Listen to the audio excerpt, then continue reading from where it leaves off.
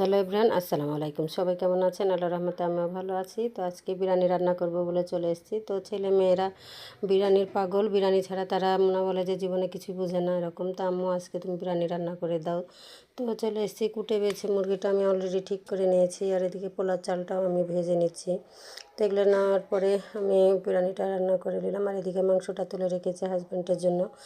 আর এদিকে দেখতে পাচ্ছি প্রকৃতির দৃশ্যটা কিন্তু খুব সুন্দর, আজানের রাখ দিয়ে কিন্তু খুবই ভালো লাগছে। তো আমরা সব ফেলে দিয়েছি, আর এই যে এখানে দেখতেছেন বিরিয়ানিটা রান্না হয়ে গেছে অলরেডি।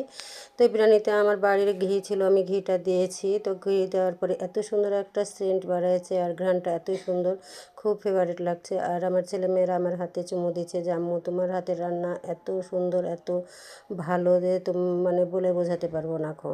তো তুমি আমাদের জন্য ভালো ভালো রান্না করবা, তোমার জন্য আমাদের পক্ষ থেকে সারপ্রাইজ থাকবে। আর এই যে রান্না করা হয়ে গেছে, তো সবার জন্য আমি একসঙ্গে খাবারগুলো বেড়ে নিয়েছি। তো কার কার এরকম প্রকৃতির দৃশ্য ভালো লাগে অবশ্যই কমেন্ট করে জানাবেন।